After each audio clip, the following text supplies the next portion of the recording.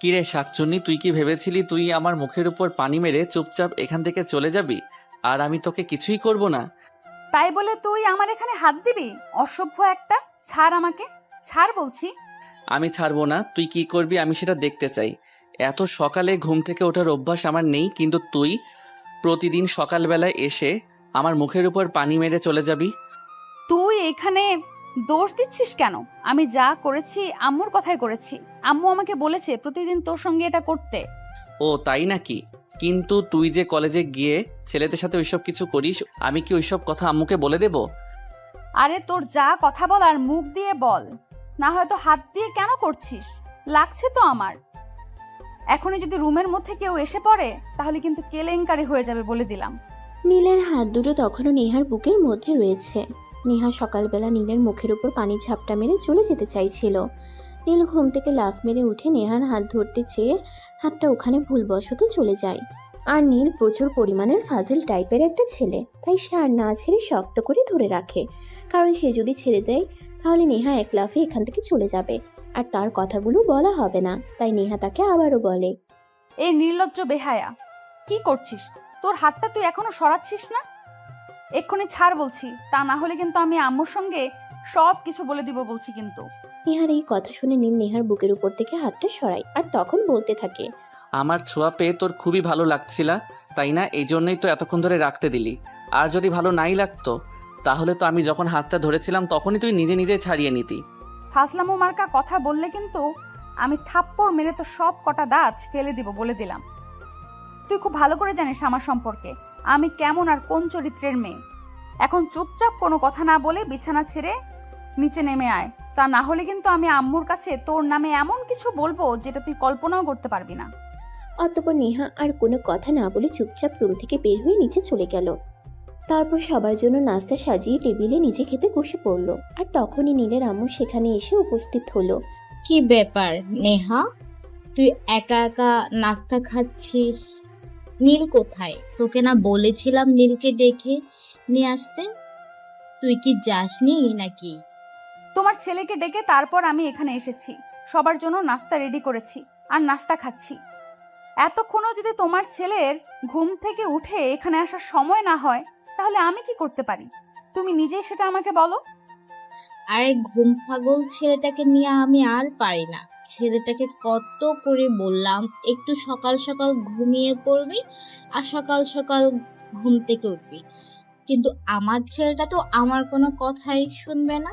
সে রাতে দেরি করে ঘুমাবে আর সকালবেলা দেরি করে ঘুম থেকে উঠবে। এটা তার নিত্যদিনের অভ্যাস হয়ে গেছে। তোমার ছেলেকে তুমি তোমার কথা শোনাতে পারো না, এটা তোমার ব্যর্থতা। যাই হোক, এখন তুমি নিজেই একবার গিয়ে দেখে এসো তোমার ছেলে ঘুম থেকে উঠেছে কিনা। কলেজের কিন্তু টাইম হয়ে গেছে। এই কথা শুনে নীলের আম্মু সোজা নীলের রুমে চলে যায়। তিনি রুমে গিয়ে দেখেন নীল সবেমাত্র ওয়াশরুম থেকে বের হয়েছে। তখন তিনি নীলকে বলেন, কি ব্যাপার নীল, তুমি সবেমাত্র ওয়াশরুম থেকে বের হলে? সেই কখন নেহা তোমাকে ডাকতে এসেছিল? তুমি ঘুম থেকে উঠতে এত দেরি করলে কেন? তখনই নীলের মাথায় একটা দুষ্টু বুদ্ধি এঁটে গেল। সেই সঙ্গে সঙ্গে তার মাকে বলল, মিথ্যে বলার আর জায়গা পেল না, তাই না? নেহা তো আমার রুমেই আসেনি, তাহলে সে আমাকে ডাকতে আসলো কখন? সব সময় শুধু আমার নামে তোমার কাছে মিথ্যে কথা বলবে, তোমার চোখে আমাকে খারাপ রাখাই যেন এই মেয়েটার একমাত্র কাজ। আমি বুঝতে পারি না কেন এমন করে আমার সঙ্গে। তোমাকে কোনো কিছুই বোঝাতে হবে না। আমি খুব ভালো করেই জানি কে সত্য কথা বলে আর কে মিথ্যা কথা বলে। এখন চুপচাপ খাবার টেবিলে আসো। বলতে বলতে নিজের আম্মুর রুম থেকে বের হয়ে খাবার টেবিলে চলে যান আর সঙ্গে নাস্তায় জয়েন করেন। এর কিছুক্ষণ পর নীল সেখানে উপস্থিত হয় আর দুজনকে নাস্তা খেতে দেখে বলতে থাকে, আমাকে দেখে আমার কি দরকার? তোমরাই তো নাস্তা খেয়ে নিয়েছো, তাহলে আমার নাস্তাটা আমার রুমে পাঠিয়ে দিলেই পারতে। কষ্ট করে নিচে আসার কি দরকার ছিল? কথা বলো আর চুপচাপ নাস্তার টেবিলে বসে পড়ো। যদি একটাও বেশি কথা বলো তাহলে কিন্তু আগামীকাল থেকে তোমার নাস্তা বন্ধ থাকবে বলে দিলাম। আর তুমি খুব ভালো করে জানো আমি যা বলি তাই করি। হ্যাঁ, নীল এই কথাটা খুব ভালো করেই জানে তার মায়ের কথা কখনো কোনো নড়চড় হয় না। তাই সে আর কোনো কথা না বলে চুপচাপ নাস্তা খেয়ে নিল আর রুমে এসে কলেজে যাওয়ার জন্য তৈরি হতে লাগলো। আর কিছুক্ষণের মধ্যেই নেহা সেখানে উপস্থিত হয় আর বলতে থাকে, নীল আঙ্কেল, আমি যে যাতায়াত করি সেই গাড়িটা নিয়ে একটু বাইরে গেছেন। উনি ফিরতে মনে হয় সপ্তাহখানিক দেরি হবে। এই সপ্তাহে তুই আমাকে কলেজে দিয়ে আসবি আর আসার সময় নিয়ে আসবি। Just impossible. আমি কখনোই তোকে কলেজে দিয়ে আসতে পারবো না, আবার কলেজ থেকে নিয়ে আসতেও পারবো না। তোর মতো মেয়েকে দিয়ে কোনো ভরসা নেই। তুই কখন কোথায় কি করে বসবি তোর তো কোনো কাণ্ডজ্ঞান নেই। আমি সহজ ভাষায় তোর ভালোর জন্য তোকে বললাম তুই আমাকে কলেজে দিয়ে আসবি আর নিয়ে আসবি, কিন্তু তুই আমার কথাটা না শুনে উল্টো আমাকে কথা শোনাচ্ছিস। তবে একটা কথা তোকে শেষবারের মতো বলে দিচ্ছি, তুই যদি এই কথায় রাজি না হোস তাহলে কিন্তু তোর সঙ্গে খারাপ কিছু হয়ে যেতে পারে বলে দিলাম। তখন কিন্তু তুই আবার আমাকে কোনো দোষ দিতে পারবি না। মানে তুই কি বলতে চাইছিস? আমি তোকে অত সব কিছু বুঝতে বলিনি, তোকে আমি শুধু যেটা বুঝতে বলেছি তুই সেটাই বুঝবি। তোকে যে আমি বললাম আমাকে কলেজে দিয়ে আসতে হবে আবার নিয়ে আসতে হবে, সেটা পারবে কিনা বল। যদিও নীলের কোনো ইচ্ছাই ছিল না নেহার কলেজ যাওয়া আসার ব্যাপারে নিজেকে ইনভলভ করতে, কিন্তু অনিচ্ছা সত্ত্বেও নীলকে রাজি হতে হলো, কারণ সে খুব ভালো করেই জানে নেহা প্রচণ্ড ধান্দাবাজ একটা মেয়ে। কখন কি করবে না করবে তার কোনো গ্যারান্টি নেই। এখন যদি সে নেহাকে না বলে দেয় তাহলে হয়তো এক্ষুনি দেখা কিছু একটা করে ফেলতে পারে। তাই সে নেহাকে বলে, আচ্ছা ঠিক আছে, তুই ড্রয়িং রুমে অপেক্ষা কর, আমি আসছি। এই কথা শুনে নেহা নীলের রুম থেকে বের হয়ে ড্রয়িং রুমে চলে যায় আর সেখানে বসে অপেক্ষা করতে থাকে নীলের জন্য, কখন আসবে আর কখন কলেজে যাবে। কিছুক্ষণের মধ্যেই নীল সেখানে চলে আসে। তুই কিন্তু আজ গাড়ি নিয়ে বের হবি না, আমি কিন্তু আজ তোর সঙ্গে বাইকে করে হাওয়া খেতে খেতে যাব। অসম্ভব, এটা কোনোভাবেই সম্ভব নয়। আমি তোকে নিয়ে বাইকে করে হাওয়া খেতে খেতে যাব আর তারপর কলেজে আমার বন্ধুরা আমাকে নিয়ে টিটকারি করবে। এটা কখনোই হবে না। তুই আমার সঙ্গে গাড়িতে যেতে চাইলে যেতে পারিস, নয়তো না যেতে পারিস, আমার কোনো যায় আসে না। তাহলে এক্ষুনি আমি আম্মুর কাছে তোর পর্দা ফাঁস করে দেবো বলে দিলাম। আচ্ছা ঠিক আছে, আমি তোকে বাইকে করে নিয়েই যাব, কিন্তু দয়া করে আম্মুকে কিছু বলিস না, এখন চল। বলতে বলতে নীল আর নেহা দুজনে বাসা থেকে বের হয়ে আর কলেজের উদ্দেশ্যে রওনা দেয়। নীল বাইক চালাচ্ছে আর নেহা তাকে জড়িয়ে ধরে বসে আছে। যদিও নীলের একটু অস্বস্তি হচ্ছিল, কিন্তু এমন সুন্দরী একটা মেয়ে মানুষের বাইকের পেছনে বসলে মন্দ হয় না। যাই হোক, এই কথা ভাবতে ভাবতে নীল বাইক চালাতে থাকলো। দূর যা ভিউয়ার্স, আপনারা তো যাতা গল্পটা নিয়ে এত দূর চলে আসলাম, কিন্তু এখনো পর্যন্ত নায়ক নায়িকার পরিচয়টা আপনাদের কাছে দিলাম না। চলুন এবার অন্তত নায়ক নায়িকার পরিচয় আপনাদের কাছে দেওয়া যাক।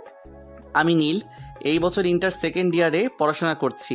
আর এতক্ষণ যে মেয়েটার সঙ্গে কথাবার্তা বললাম সে হলো আমার খালাতো বোন নেহা। তোর মা এখানে যে মারা গেছে, যখন সে ক্লাস 5-এ পড়তো, তারপর তার বাবা তার মাকে হারানোর শোক ভুলতে না পেরে একটু মানসিকভাবে বিধ্বস্ত হয়ে পড়ে। তখন নেহাকে দেখাশোনা করবার মতো কেউ ছিল না, তাই আমার মা তাকে একবার এখানে নিয়ে আসে। যদিও নেহাকে আমাদের এখানে নিয়ে আসার পর তার বাবা কোনো দিন আসেনি তাকে খুঁজতে। তাছাড়া আমার বাবা মা দুজনেই নেহাকে খুব ভালোবাসে, নিজের সন্তানের মতো। তাই নেহা কোনোদিনও তার বাপ মায়ের অভাব বুঝতে পারিনি। এমনকি বলতে গেলে আমার পরিবারে আমার চাইতে তার ইম্পর্টেন্ট বেশি, আর সেটা তো আমার বলার অপেক্ষা রাখে না। আপনারা তো নিজের চোখেই দেখতে পারলেন আমার মা আমাকে বিশ্বাস না করে তার কথা বিশ্বাস করে। যাই হোক ভিউয়ার্স, বলতে বলতে অনেক দূর চলে এলাম, চলুন এবার গল্পে ফেরা যাক। বাদবাকি কথা না হয় গল্পেই জেনে নেবেন।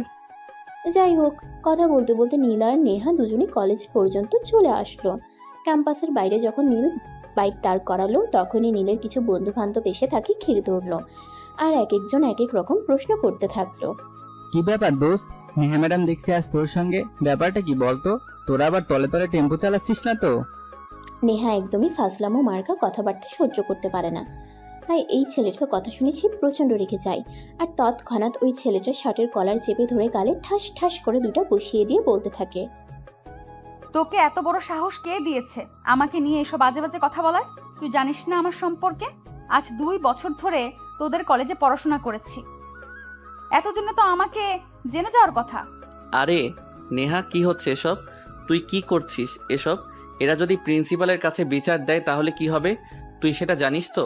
প্রিন্সিপাল স্যার তো আর এদের চরিত্র সম্পর্কে কোনো কিছুই জানে না, তাই হয়তো আমাকে উল্টাপাল্টা কিছু বলতে পারে।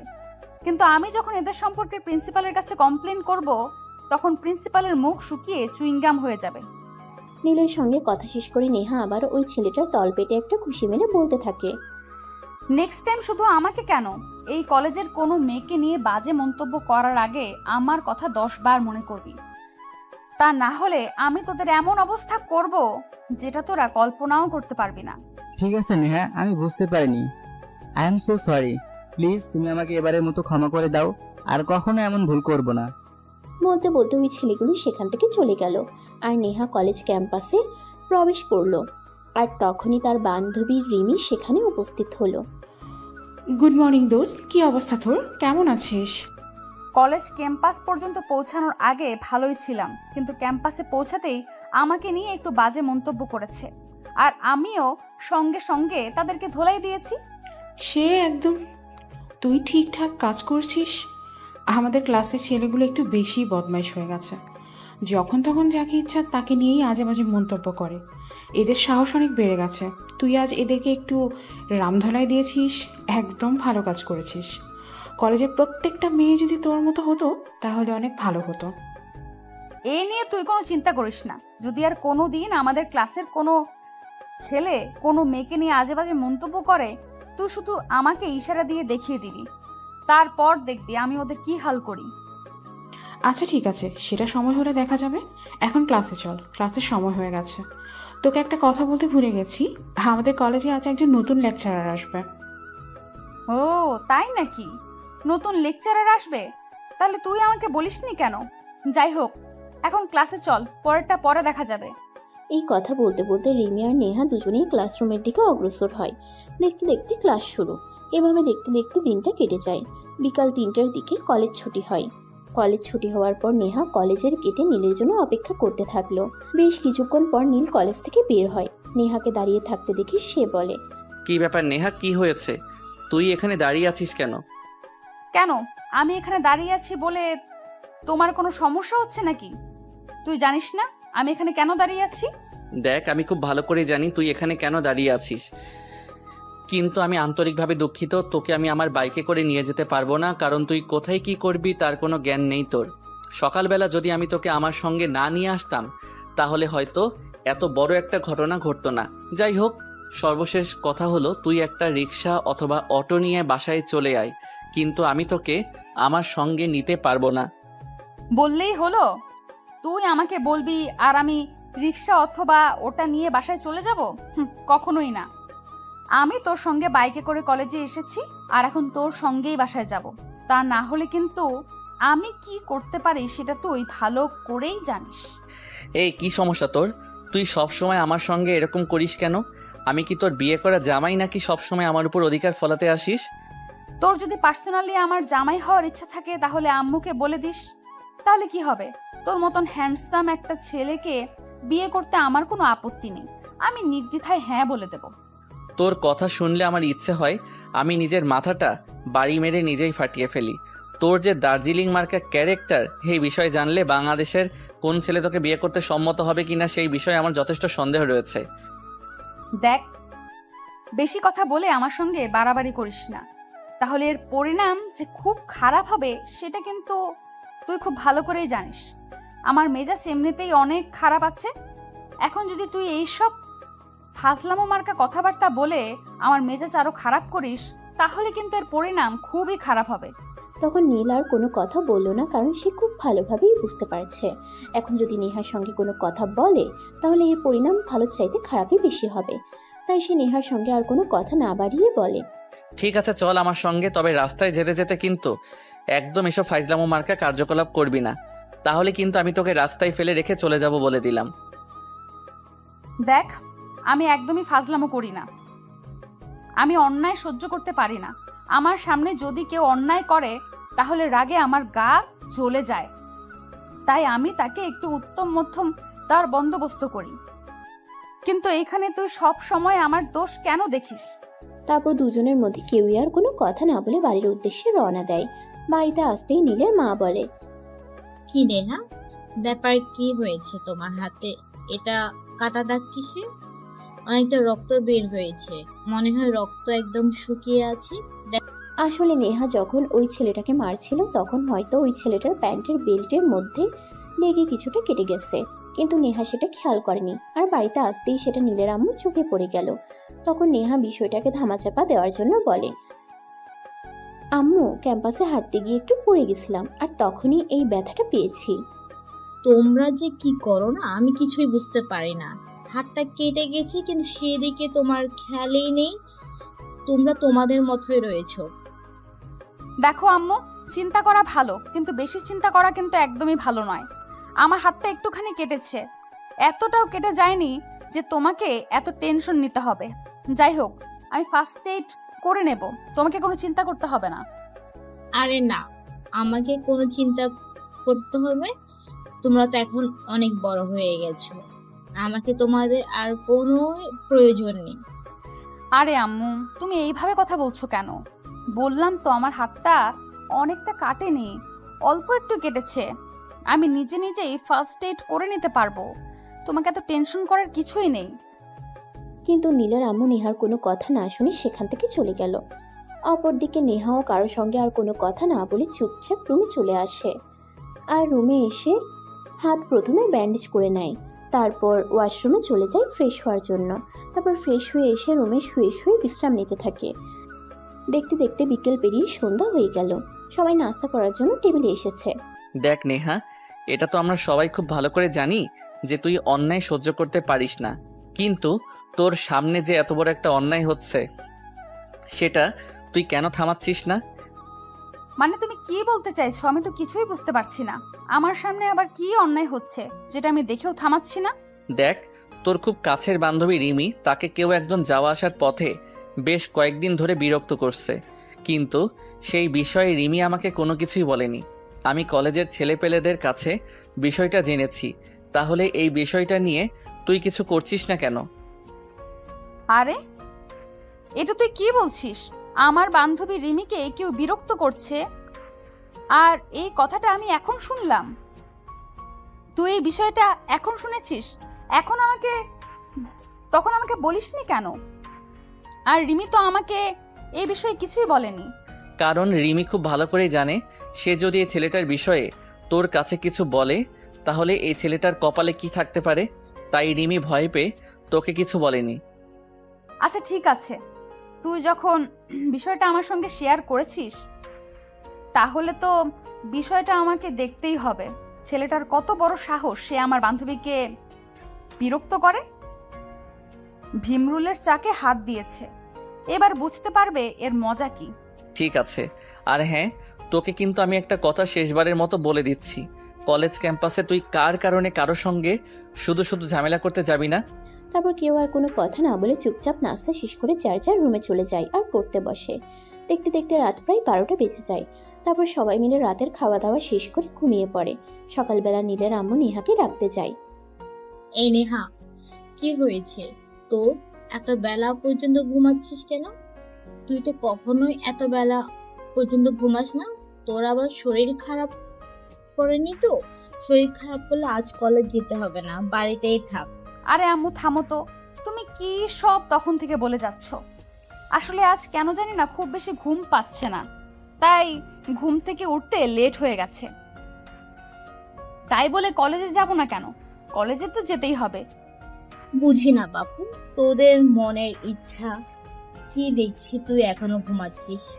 কখন তুই সকাল 6টার পর বিছানার পেট রাখিস না, আর তারপর বলিস তুই কলেজে যাবি। আচ্ছা ঠিক আছে, তোদের যা মর্জি, আমার তো আর কিছু করার নেই।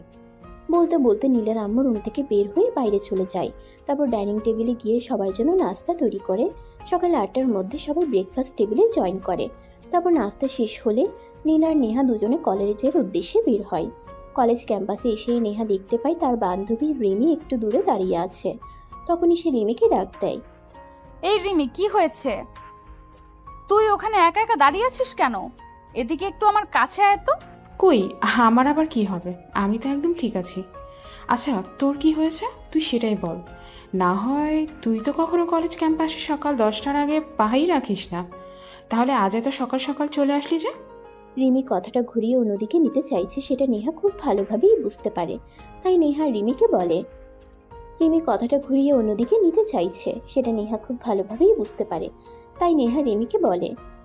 শোন, আমার সঙ্গে বেশি চালাকি করতে আসিস না। আমি খুব ভালোভাবেই বুঝতে পারছি তোর কিছু একটা হয়েছে। কি হয়েছে সেটাই আমাকে বল। আরে দোস্ত, তুই অযথাই টেনশন করছিস। আমার কিছুই হয়নি, আমি একদম ঠিক আছি। দেখ, তুই কেন আজ এত সকাল সকাল কলেজে এসেছিস সেটাই আগে বল। আমি যদি বলি তোর কি হয়েছে সেটা জানার জন্য আমি এত সকাল সকাল কলেজে এসেছি। দেখ, তুই খুব ভালো করে জানিস আমি কখনোই এত সকাল সকাল কলেজে আসি না। আর তুই আমার বন্ধু, তোর কোনো সমস্যা হলে তুই সবার আগে সেটা আমার সাথে শেয়ার করবি, কিন্তু তুই সেটা না করে অন্য কিছু করেছিস। মানে তুই কি বলতে চাইছিস? আমি সত্যিই কিছু বুঝতে পারছি না। আমার আবার কি আর হবে, কি সমস্যা? তখন নেহা খুব ভালোভাবেই বুঝতে পারে রিমি তাকে বিষয়টা বলবে না, কারণ রিমি খুব ভালো করে জানে নেহা বিষয়টা জানতে পারলে কী হবে। কিন্তু রিমি এই বিষয়টা যতই লুকানোর চেষ্টা করুক না কেন, কিন্তু নেহা তো অনেক আগেই জেনে গেছে আসলে বিষয়টা কি। তাই নেহা রিমিকে সরাসরি বলে, আমি খুব ভালোভাবে বুঝতে পারছি আসলে তুই বিষয়টা আমার সঙ্গে শেয়ার করতে চাইছিস না, কিন্তু তুই আসলে জানিস না এই বিষয়টা আমি অনেক আগেই নীলের কাছ থেকে জানতে পেরেছি। তাই আজ কলেজ ছুটি হওয়ার পর আমি তোর সঙ্গে যাব, ওই ছেলেটার সঙ্গে দেখা করব। তারপর দেখি ছেলেটার বুকের পাটা কত বড়। দেখ নেহা, তুই আমার বান্ধবী, কিন্তু আমি তোকে সবসময় আমার নিজের বোনের মতো দেখি। তাই আমি তোকে রিকোয়েস্ট করে বলছি, প্লিজ এসব ঝামেলায় তুই নিজেকে জড়াস না। আসলে ছেলেটা খুবই ডেঞ্জারাস, তাই আমি এড়িয়ে চলার চেষ্টা করছি। দেখ, ভয় কী জিনিস সেটা আমি জানি না, কারণ ভয় নামক শব্দটা আমার ডায়েরিতে নেই। তাই তুই আমাকে যাই কিছু বল না কেন, আমি যে সিদ্ধান্ত নিয়েছি সেটা আমি করবই। আমার সিদ্ধান্ত থেকে কেউ আমাকে পিছু হটাতে পারবে না। তারপর রিমি নেহাকে অনেক বোঝাতে চাইছিল যাতে নেহা এই ছেলেটার সঙ্গে কোনোভাবেই ঝামেলাতে না যায়, কিন্তু নেহা সে তো এক কথার মানুষ, যার সিদ্ধান্ত নিয়েছে তাই করবে, সে অন্য কারো কোনো কথাই শুনবে না। তাই সে রিমির কথা না শুনে ক্লাসরুমে চলে যায় আর কলেজ ছুটি হওয়ার পর কলেজ গেটের বাইরে রিমির জন্য অপেক্ষা করতে থাকে। বেশ কিছুক্ষণ পরে রিমি সেখানে আসে আর নেহাকে দেখে সে বলে, কি ব্যাপার দোস্ত, কি হয়েছে? তুই এখনো এখানে দাঁড়িয়ে আছিস? নীল তো চলে যাবে মনে হয়, তারপর তুই কার সঙ্গে বাসায় যাবি? আমি কিভাবে বাসায় যাব না যাব সেই বিষয়ে তোকে কোনো চিন্তা করতে হবে না। তুই এক্ষুনি একটা রিক্সা ডাক আর তোর বাসার দিকে রওনা দে। আমি এক্ষুনি তোর সঙ্গে যাব আর ওই ছেলেটার সঙ্গে দেখা করব। তারপর দেখ আমি কি করি। দোস্ত, তোকে আমি আবারও রিকোয়েস্ট করে বলছি, আমার সঙ্গে যাওয়ার কোনো প্রয়োজন নেই। ছেলেটা খুবই ডেঞ্জারাস, তোর কোনো ক্ষতি করতে পারে। ক্ষতি যদি করেই থাকে তাহলে সে আমার ক্ষতি করবে, তাহলে তোর এত চিন্তা করার কি আছে? তোকে আমি যেটা বলেছি তুই সেটাই কর। নেহার এই কথা শুনে রিমি বাধ্য হয়ে রিক্সা ডাক দেয় আর তার বাসার উদ্দেশ্যে রওনা দেয়, কারণ সে খুব ভালোভাবেই বুঝতে পেরেছে এখন আর যাই হোক নেহা নামক মেয়েটাকে শান্ত করা যাবে না। বেশ কিছুক্ষণ রিক্সাটা চলার পর একটা জায়গায় এসে দাঁড়ালো, আর তখন রিমি কিছুটা দূরে দাঁড়িয়ে থাকা একটা ছেলেকে উদ্দেশ্য করে বলল, ওই যে সামনে দাড়িওয়ালা ছেলেটা দেখতে পারছিস, ওই ছেলেটাই। এই ছেলেটাই প্রতিদিন আমাকে এখানে বিরক্ত করে, কিন্তু ছেলেটার বাবা এই এলাকার খুব প্রভাবশালী একজন মানুষ, তাই আমি ভয় পেয়ে কাউকে কিছু বলি না। সে যেই হোক, তোকে কোনো চিন্তা করতে হবে না, আমি দেখছি বিষয়টা। বলতে বলতে নেহা ওই ছেলেটার সামনে গিয়ে দাঁড়ায় আর কাঁধের উপর হাত রেখে বলতে থাকে, ওই মামুর বেটা তোর নাকি নতুন পাকনা গজিয়েছে, কই সেই পাকনা আমাকে একটু দেখাতো। আরে ওই ম্যাডামকে আপনি ওই ম্যাডামকে আপনি আমার এখানে এসেছেন কেন? আপনার আমার কাছে কি চাই? প্রেম না ভালোবাসা, কোনটা? কোনোটাই চাই না, আমি এখানে এসেছি সম্পূর্ণ অন্য একটা কারণে। তোকে একটু উত্তম মধ্যম দিতে চাই। আরে ম্যাডাম, আপনার তো কলেজে আছেন, মনে হচ্ছে আপনি আমার পরিচয় না জেনেই আমার সামনে এসে দাঁড়িয়ে আছেন, আর সেই জন্যই আমার ব্যাপারে এত বড় বড় কথা বলতে পারছেন। শোন সৌরজা ইতর, আমার কলিজা কত বড় সেটা তুই এখনো দেখিসনি। আমি তোকে সেটা দেখানোর প্রয়োজন মনে করছি না।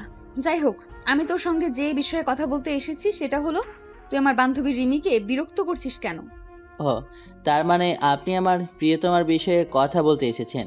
আমি আমার প্রিয়তমাকে অনেক ভালোবাসি, তাই তো আমি আমার প্রিয়তমাকে প্রতিদিন আমার ভালোবাসার কথা বলতে আসি। কিন্তু আপনি কে আর কেনই বা এই বিষয়ে কথা বলছেন? আমি কে সেই বিষয়ে তোর কোনো জ্ঞান না থাকলেও চলবে, কিন্তু আমি তোকে যেটা বলতে চেয়েছি সেটা হলো, আজকের পর থেকে তুই আর কখনো রিমিকে বিরক্ত করবি না। আরে এসব আপনি কি বলছেন? আমি আমার ভালোবাসার মানুষকে বিরক্ত করতে যাব কেন? আমি রিমিকে খুব ভালোবাসি, তাই প্রতিদিন আমি আমার ভালোবাসার কথা জানাতে রিমির সামনে এসে দাঁড়াই। কিন্তু এটাকে আপনি বিরক্তির চোখে দেখছেন কেন? তুই তো দেখছি বড্ড বেহায়া মানুষ। তুই সোজা কথা বুঝতে পারিস না, তাই না? আচ্ছা, তুই আমাকে একটা কথা বলতো, তুই যে রিমির পিছনে ঘুরঘুর করিস, রিমি কি তোকে ভালোবাসে এই কথা বলেছে, বা কখনো ভালোবাসবে সেই কথা বলেছে? রিমি আমাকে ভালোবাসে সেই কথা বলিনি, এটা ঠিক আছে, কিন্তু কখনো যে ভালোবাসবে না এটাও তো বলিনি। তাই আমি রিমির পিছনে পড়ে আসি, কারণ আমি জানি সত্যিকার অর্থে কাউকে ভালোবাসলে তাকে পাওয়া যায়। আর যাই হোক, আপনার সঙ্গে এত কথা বলে টাইম ওয়েস্ট করার সময় আমার হাতে নেই। আমি এখন আসি। এই কথাটা বলে নিলয় নামের ছেলেটা সেখান থেকে চলে যেতে চাইছিল, আর তখনই নেহা ওই ছেলেটার শার্টের কলার ধরে ফেলে আর গালে কয়েক ঘা বসিয়ে দিয়ে ওই করস তো টোটো কোম্পানিতে চাকরি, তাহলে তোর আবার এত ব্যস্ততা কিসের? আমি তোর সঙ্গে কথা বলতে এলাম যাতে তুই রিমিকে আর কখনো বিরক্ত না করিস, আর তুই আমাকে পাত্তা না দিয়ে এখান থেকে চলে যাচ্ছিস। এই বিষয়টা জাস্ট আমি মানতে পারলাম না। তখনই পিছন ফিরে নেহাকে থাপ্পড় মারতে চাইছিল, কিন্তু নেহা ছেলেটার হাত ধরে ফেলে আর এমনভাবে মোচকে দেয় যাতে ছেলেটার কবজি ভেঙে যায়। আশা করি এবার তুই আমার পরিচয়টা পেয়ে গেছিস, আর কখনোই আমার বান্ধবীকে বিরক্ত করতে আসবি না। আর একটা কথা, আজকের পর থেকে আমি তোর পেছনে গার্ড লাগিয়ে রাখবো। যদি আমি কখনো জানতে পারি তুই শুধু আমার বান্ধবী না, এলাকার অন্য কোনো মেয়ের সঙ্গেও ইফটিজিং করার চেষ্টা করেছিস, তাহলে আমি তোকে সেখানেই মেরে পুঁতে ফেলে আসবো। তখন ওই ছেলেটা আর কোনো কথা না বলে চুপচাপ ওখান থেকে চলে গেল, আর নেহা বাসায় চলে আসলো। পাশে আসতেই তার আম্মু বলল, কি ব্যাপার নেহা মামুনি, এতক্ষণ তুমি কোথায় ছিলে? নীল তো সে কখন বাসায় চলে এসেছে, কিন্তু তোমার আসতে এত দেরি হলো কেন? আম্মু, আসলে আমার একটু কাজ পড়ে গিয়েছিল, তাই আসতে দেরি হলো। যাই হোক, আমার খুব ক্ষুধা পেয়েছে, আমি ফ্রেশ হয়ে আসছি, আমার জন্য খাবার রেডি করো। ঠিক আছে মামুনি, কোনো সমস্যা নেই, তুমি হাত মুখ ধুয়ে ফ্রেশ হয়ে আসো, আমি তোমার জন্য খাবার রেডি করছি। আম্মুর কাছে কোনো রকমের মিথ্যা কথা বলে নেহা সেখান থেকে নিজের রুমে চলে আসে আর ফ্রেশ হয়ে নিচে যায় খাবার খাওয়ার জন্য। খাবার খেয়ে তারপর ছাদে আসে একটু হাঁটাহাঁটি করার জন্য, আর তখনই নীল সেখানে উপস্থিত হয় আর নেহাকে দেখেই সে বলতে থাকে, কি ব্যাপার, তখন যে রিমির বয়ফ্রেন্ডের সঙ্গে দেখা করতে গেলি তো কি হলো? দেখ নীল, তুই এটা খুব ভালো করেই জানিস যে নেহা কোনো কাজে হাত দেয় আর সেই কাজটা সমাধান হয় না, এমনটা খুব কমই হয়েছে। তাই তুই আমার উপর সম্পূর্ণ ভরসা রাখতে পারিস যে আমি রিমির বয়ফ্রেন্ডকে আচ্ছা মতন রাম ধুলাই দিয়ে এসেছি। তোর কবলে পড়লে একটা মানুষ, আর যাই হোক আমি ইচ্ছে মতো পিটুনি খেতে পারবো, সেটা তো আমি খুব ভালো করে জানি। কিন্তু ওই ছেলেটা কি বলেছে একবারও যে সে আর রিমিকে বিরক্ত করবে না? যদিও ছেলেটা মুখ দিয়ে এমন কোনো কথা উচ্চারণ করেনি, কিন্তু তারপরও আমি কনফিডেন্সের সঙ্গে বলতে পারি এই ছেলেটা আর যাই হোক কখনো রিমিকে বিরক্ত করতে আসবে না। আর যদি কখনো রিমিকে বিরক্ত করতে আসে, তাহলে হয়তো আমার নাম মুখে নিয়ে তসবি জপবে। তখন নীল আর কোনো কথা না বলে নিজের রুমে চলে আসে, আর নেহা কিছুক্ষণ ছাদে হাঁটাহাঁটি করার পর রুমে এসে পড়তে বসে। এভাবেই চলতে থাকে দিনকাল। হঠাৎ একদিন বাসায় বেশ কিছু গেস্ট আসে। কিছু লোক বললে ভুল হবে, প্রায় অনেকজন মানুষ এসেছিল। তাই সেদিন নীলের আম্মু নেহাকে বলে, নেহা, একটা কাজ করো, তুমি আর নীল দুজন এক রুমে গিয়ে শুয়ে পড়ো, বাড়িতে তো আজ অনেক মেহমান এসেছে, তাই জায়গা সংকট পড়েছে। একদমই না, আমি তোমার ওই ফাজিল মার্কা ছেলের সঙ্গে এক রুমে ঘুমাতে পারবো না। তোমার ছেলে যে রকমের ফাজিল, কখন কি করবে না করবে তার কোনো নিশ্চয়তা নেই। তার চেয়ে বরং আমি ছাদে গিয়ে ঘুমাই। দেখ নেহা, আমি খুব ভালো করেই জানি যে তুমি আর নীলের মধ্যে সেরকম কোনো বনিবনা নেই, কিন্তু আমি তোমাকে এই কথাটা কনফিডেন্সের সঙ্গে বলতে পারি, তুমি আমার ছেলেকে যত খারাপ মনে করো না কেন, আমার ছেলেটা কিন্তু আসলে ততটা খারাপ নয়। আরে আম্মু, তুমি সব সময় এত বেশি বুঝো কেন? তোমার ছেলেটা খারাপ সেটা আমি কখন বললাম? আমি তো শুধু তোমাকে এটা বললাম যে তোমার ছেলেটা বড্ড ফাজিল, তাই আমি তোমার ছেলের সঙ্গে বেড শেয়ার করতে পারবো না। লক্ষ্মী মেয়ে আমার, এভাবে বলতে হয় না। আমি তোমাকে যেটা বলছি তুমি এই কথাটা শোনো। তুমি আজকে রাতটা নীলের সঙ্গে থেকে যাও, আর কখনো তোমাকে নীলের রুমে থাকতে বলবো না, কারণ কালকে সকালে তুমি এখন চলে যাবে। তখন নেহা আর কোনো কথা বলল না। চুপচাপ রাতে খাওয়া দাওয়া শেষ করে নীলের রুমে চলে গেল। নেহাকে নীল তার রুমে দেখিয়ে বলতে লাগলো, কি ব্যাপার শাকচন্নি, তুই এত রাতে আমার রুমে এসেছিস কেন? আমাকে কিছু বলবি না? কি বললে তাড়াতাড়ি বলে বিদায় হ। আমি তোকে বেশিক্ষণ সহ্য করতে পারবো না, তাই কি বলবি তাড়াতাড়ি বল। তাছাড়া এখন আমার পড়াশোনা করার সময়, তোর সঙ্গে ফাইজলামো মার্কা আলোচনা করার সময় নয়। দেখ, একদম মুখ সামলিয়ে কথা বলবি। সব সময় আমার সঙ্গে এরকম আচরণ করবি না। তোদের বাড়িতে পড়ে আছি বলে তুই যা ইচ্ছা তাই আচরণ করবি, আর আমি সেটা মেনে নেব এমনটা কখনোই ভাবিস না। আমি আবার তোকে কখন কি বললাম? আমি তো শুধু এটুকুই বললাম যে তুই আমাকে কিছু বলতে আসলে তাড়াতাড়ি বল, আর তা না হলে এখান থেকে বিদায় হও। আমি এখন পড়ছি। আমি তোর রুমে ঘুমাতে এসেছি, আম্মু আমাকে তোর রুমে পাঠিয়েছে তোর সঙ্গে ঘুমানোর জন্য, কারণ আজ বাড়িতে অনেক মেহমান এসেছে, আর মেহমানরা আমার রুমেও থাকবে। তাই আমি কোথায় ঘুমাবো সেজন্য আম্মু আমাকে এখানে পাঠিয়েছে। অসম্ভব, তোর মতো একটা মেয়ের সঙ্গে এক রুমে রাত কাটানো আমার পক্ষে সম্ভব নয়। তুই অন্য কোথাও গিয়ে ঘুমাও, আমি তোকে আমার রুমে জায়গা দিতে পারবো না। কথাটা শেষ করার আগেই নীলের আম্মু সেখানে উপস্থিত হয় আর নীলকে উদ্দেশ্য করে বলতে থাকে, সব সময় এত কথা বলবে না, আমি যেটা বলি সেটাই শোনো। নেহা আর তুমি আজ এই রুমে ঘুমাবে। যদি আমার কথা অ্যাকচুয়াল পরিমাণ নড়চড় হয় তাহলে কিন্তু তোমার কপাল খারাপ আছে, এটা আমি বলে দিলাম। আর তুমি আমার সম্পর্কে খুব ভালো করেই জানো আমি যেটা বলি সেটা করি, আর দ্বিতীয় কোনো কথা শুনিনি। তখন নীল আর কোনো উপায়ন্তর না দেখে কথা না বলে চুপচাপ বসে রইল। আর এদিকে নেহা বিছানা গোছাতে শুরু করলো। আসলে প্রত্যেকটা ছেলেদের রুম এতটাই অগোছালো থাকে, কোনো একটা মেয়ে সেখানে আসলে সেটা না গুছিয়ে থাকতে পারে না। নেহা বিছানা গুছিয়ে বিছানার একপাশে শুয়ে পড়ল। প্রায় কিছুক্ষণ পর নীল ঘুমোতে আসলো। এই শোন, আমি এই পাশে ঘুমাচ্ছি, তুই কিন্তু ভুল করেও আমার শরীরে হাত দিবি না। কোনো মেয়ে মানুষের সঙ্গে ঘুমানোর অভ্যাস আমার নেই। তুই যদি আমার শরীরের উপর হাত তুলিস তাহলে কিন্তু আমি সারা রাত ঘুমাতে পারবো না, বলে দিলাম। আর যদি রাতে ঘুমাতে না পারি তাহলে কিন্তু তোর কপালে খারাপ আছে। ও তাই নাকি? তোর কোনো মেয়ে মানুষের সঙ্গে ঘুমানোর অভ্যেস নেই, আর আমার 10-12টা ছেলে নিয়ে ঘুমানোর অভ্যাস আছে। তুই এইটাই বলতে চাইছিস তো? আচ্ছা ঠিক আছে, তুই রাতটা শেষ হতে দে, তারপর দেখ আমি আম্মুর কাছে তোর নামে কিভাবে বিচার দেই। আরে বাবা, আমি তোকে কি বললাম আর তুই আমাকে কি বললি? আমি কখন বললাম ছেলেদের নিয়ে তোর ঘুমানোর অভ্যাস আছে? আমি তো শুধু এটাই বললাম যে আমি কোনো মেয়ে মানুষকে নিয়ে কখনো ঘুমাইনি। আচ্ছা ঠিক আছে, এত কথা বলিস না। কথা না বলে চুপচাপ আপোষে ফিরে শুয়ে পড়। তারপর কেউ আর কোনো কথা না বলে চুপচাপ দুজন দুদিকে ফিরে ঘুমিয়ে পড়ল। মাঝরাতে হঠাৎ যখন নীলের ঘুম ভাঙলো তখন সে দেখতে পেল নেহা তাকে জড়িয়ে ধরে শুয়ে আছে। এটা দেখে নীল নেহাকে ছাড়ানোর চেষ্টা করছিল, কিন্তু নেহা আরো শক্ত করে তাকে জড়িয়ে ধরেছিল। তাই নীল নেহাকে ডাকতে শুরু করে, এই নেহা, কি হয়েছে তোর? তোকে তো আমি আগেই বলেছিলাম যে আমি তোর সঙ্গে ঘুমাতে পারবো না, কিন্তু তুই তো জোর করে আমার সঙ্গে ঘুমাতে এসেছিস। এখন আবার আমাকে এভাবে জড়িয়ে ধরেছিস কেন? এত কথা বলিস না তো, আমার একটু ভয় ভয় লাগছে তাই আমি তোকে জড়িয়ে ধরেছি। আর আমি তোমার নিজের খালাতো ভাইকেই জড়িয়ে ধরেছি, এখানে আবার কি হয়েছে? এই জন্যে আমি তখন তোকে আমার সঙ্গে ঘুমাতে নিষেধ করেছিলাম। এখন যে তুই আমাকে টাচ করে আছিস, আমি তোমার এখন কোনোভাবেই ঘুমাতে পারবো না। এখন তো শুধু বারবার আমার ঘুম ভেঙে যাবে। কোনো কথা না বলে চুপ করে ঘুমাবি নাকি কয়েকটা দিতে হবে? এইটা তুমি খুব ভালো করে জানিস যে ঘুমের মধ্যে বিরক্ত করা আমি একদমই পছন্দ করি না, আর তুই সেটাই করছিস। ঠিক আছে বাবা, কোনো সমস্যা নেই, আমি তোকে কোনো বিরক্ত করব না, কিন্তু দয়া করে আমাকে ছেড়ে দিয়ে একটু দূরে গিয়ে ঘুমা। আমাকে তুই যদি এভাবে জড়িয়ে ধরে রাখিস তাহলে আমার দম বন্ধ হয়ে আসবে আর আমি ঘুমাতে পারবো না। কিন্তু নেহার এই কথা কান পর্যন্ত পৌঁছেছে কিনা সেটা ঠিকমতো বোঝা গেল না, কারণ নেহার কোনো প্রতিক্রিয়া হলো না। সে আগের মতোই নীলকে জড়িয়ে ধরে শুয়ে আছে। যাই হোক, তখন নীল বুঝতে পারে আর যাই হোক নেহা তাকে ছেড়ে ঘুমাবে না, তাই সে ঘুমানোর চেষ্টা করলো। যদিও সেদিন রাতে ভালো মতো ঘুম হলো না, কিন্তু আজ ঘুমন্ত অবস্থায় কোনো রকমের রাতটা পার করলো।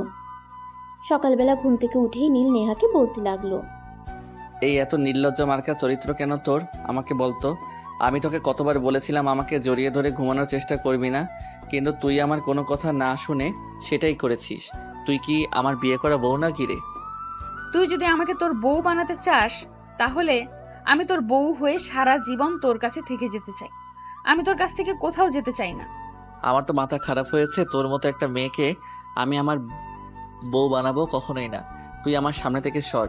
আর কখনো আমার রুমে ঘুমাতে আসবি না, এটা তোকে শেষবারের মতো বলে দিলাম। আচ্ছা ঠিক আছে, সে তোর যা ভালো মনে হয়। বলতে বলতে নেহা নীলকে আর কোনো কথা বলার সুযোগ না দিয়ে চুপচাপ ওই রুম থেকে বের হয়ে চলে আসলো আর নিজের রুমে এসে ফ্রেশ হয়ে নিল। তারপর নাস্তা করে কলেজে চলে গেল। এভাবে বেশ ভালোই কাটছিল দিন। হঠাৎ একদিন নেহা ড্রয়িং রুমে বসে টিভি দেখছিল। হঠাৎ নেহা কলিং বেলের আওয়াজ শুনতে পায় আর তখনই তার আম্মা বলে, কি ব্যাপার নেহা? ওই তুই সে কখন থেকে কেউ একজন কলিং বেল বাজাচ্ছে, কেউ দরজা খুলিস না কেন? এই সময় তো কারোর আসার কথা নেই, তাহলে হঠাৎ করে কে আসলো? তাই তো একটু বোঝার চেষ্টা করছি। এত কিছু বোঝার কোনো প্রয়োজন নেই। আমি তোকে দরজা খুলতে বলেছি, তুই দরজা খোল, আর কোনো কথা বলবি না। আইসে ওর মহাবিজ্ঞানী এত ধ্যান ধারণা করার জন্য। তখন নেহা আর কোনো কথা না বলে চুপচাপ দরজাটা খুলে। বাবা, তুমি এখানে এতদিন পর কেন আসলে? আমি তো ভুলেই গেছিলাম আমার একজন বাবা আছে। কেন, তুই কি বাবা ছাড়া এমনি এমনি জন্মেছিলি নাকি যে বাবার কথা মনে পড়ে না তোর? যাই হোক, মা ওসব কথা পরে হবে। আগে তুই আমার একটু বুকে আয় তো। কতদিন ধরে আমার বুকটা হাহাকার করছে তোকে একবার বুকের সঙ্গে জড়িয়ে নেওয়ার জন্য। প্লিজ একবার আমার বুকে আয়। বাবা, তুমি জানো সেই ছোটবেলা থেকে কত অপেক্ষা করি তুমি আসবে। সবার বাবা আসে, কিন্তু তুমি আসো না। সবার বাবা সবাইকে কত আদর করে, যদিও আম্মু আর খালুজান আমাকে অনেক আদর রেখেছেন, কিন্তু তারপরও তোমার কথা তবে বলতে পারি না। দুজনের কথোপকথন রান্নাঘর থেকে শোনা যাচ্ছিল, কিন্তু কি কথা হচ্ছে সেটা ঠিকমতো বোঝা যাচ্ছিল না। তাই নীলের আম্মু নেহাকে উদ্দেশ্য করে বলে, তুমি একবার বাইরে এসে দেখো আমি কার সঙ্গে কথা বলছি। তারপর যদি তোমার মনে হয় যে আমি ফালতু কথা বলছি, তাহলে সেটাই, কিন্তু প্লিজ তুমি একবার বাইরে এসে দেখো কে এসেছে। এই কথা শুনে নীলের আম্মু অনেকটা চমকে যায়। সে বুঝতে পারে না নেহা কার কথা বলছে আর কে এসেছে। তাই সে রান্নাঘর থেকে বের হয়ে এসে বলে, আরে রোহান, তুমি এতদিন পর কোথা থেকে আসলে? আমরা তো ভেবেছিলাম তুমি হয়তো আমাদের ছেড়ে অনেক দূরে চলে গেছো, আর কখনো ফিরে আসবে না। তোমার মেয়েদের প্রতিদিন অপেক্ষা করে তোমার জন্য, তুমি ফিরে আসবে বলে, কিন্তু তুমি ফিরে আসো না। আপা, আপনি তো খুব ভালো করেই জানেন নেহার মাকে আমি কতটা ভালোবাসতাম। সে তো আমার পুরো জীবনটা জুড়ে রয়েছিল। তাকে তো আমি কোনোভাবে কোনো দিনই ভুলতে পারিনি, আর পারবো না।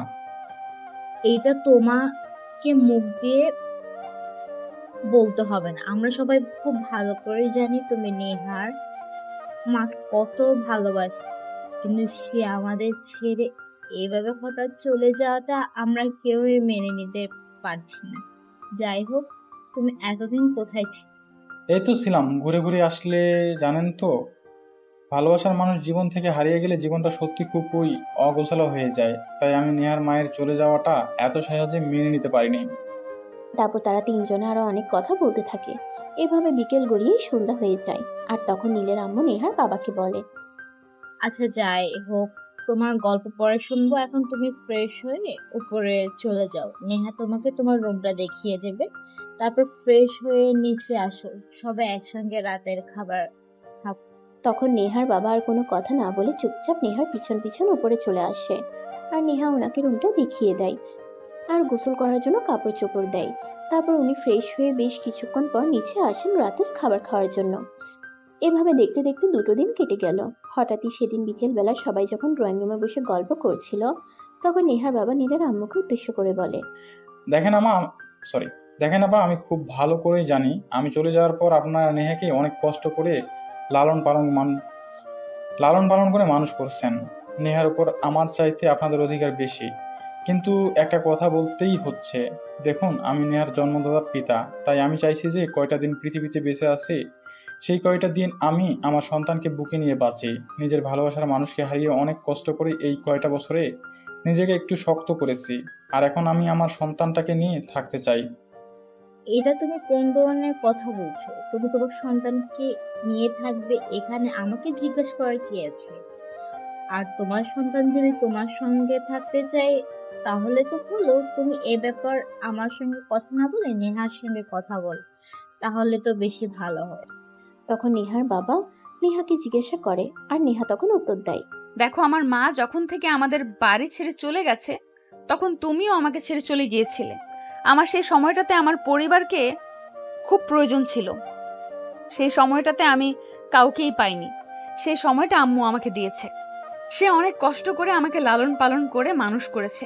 তাই তুমি চাইলেও আমি আম্মুকে ছেড়ে দূরে কোথাও গিয়ে থাকতে পারবো না।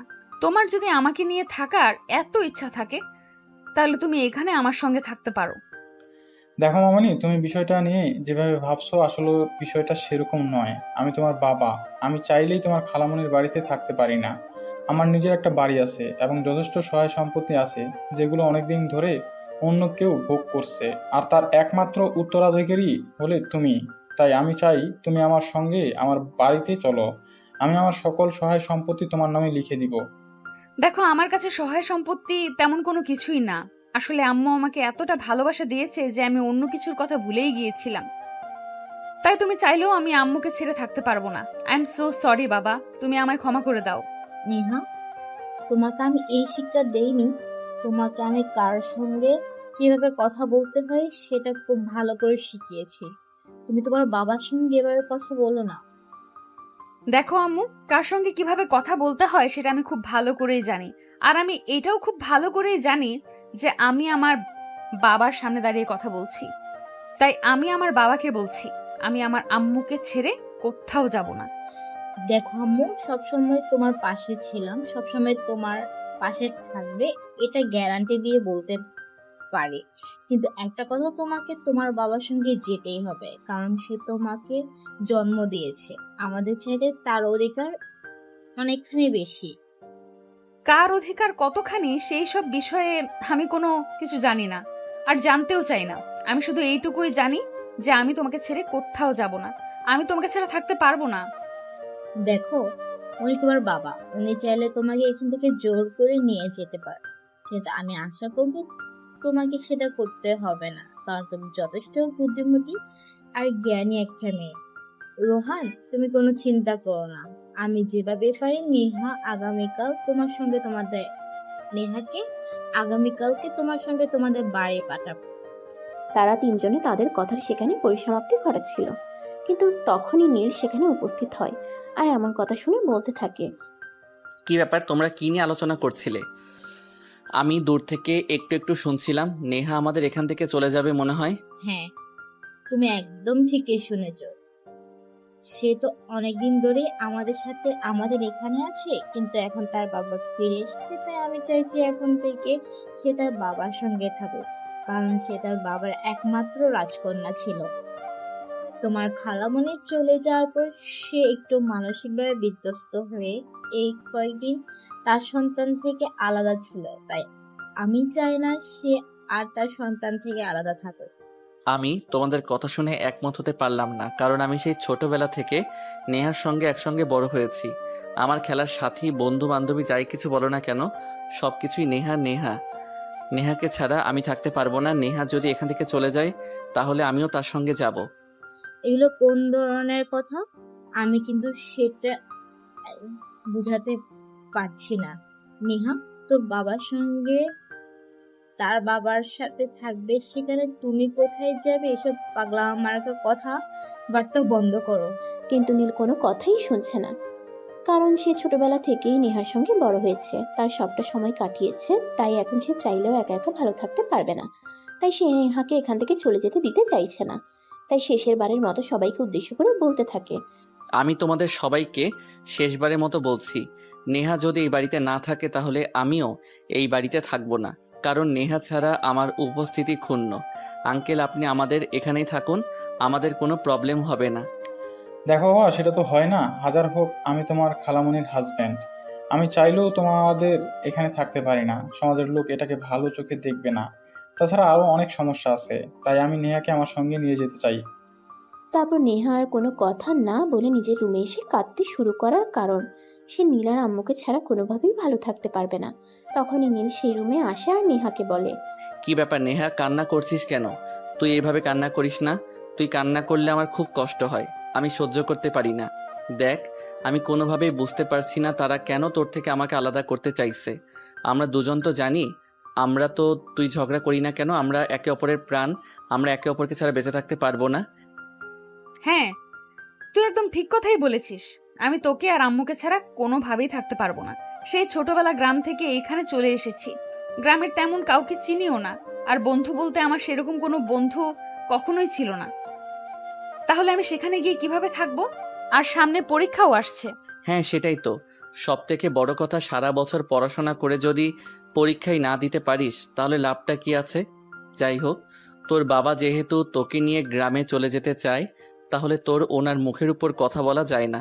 তুই রেডি হয়ে গ্রামে চলে যা, তারপর আমি দেখছি কি করা যায়। পরের দিন সকালে ঘুম থেকে উঠেই নিজের জিনিসপত্র গুছিয়ে নেয় আর বাবাকে নিয়ে গ্রামের বাড়ির উদ্দেশ্যে রওনা দেয়।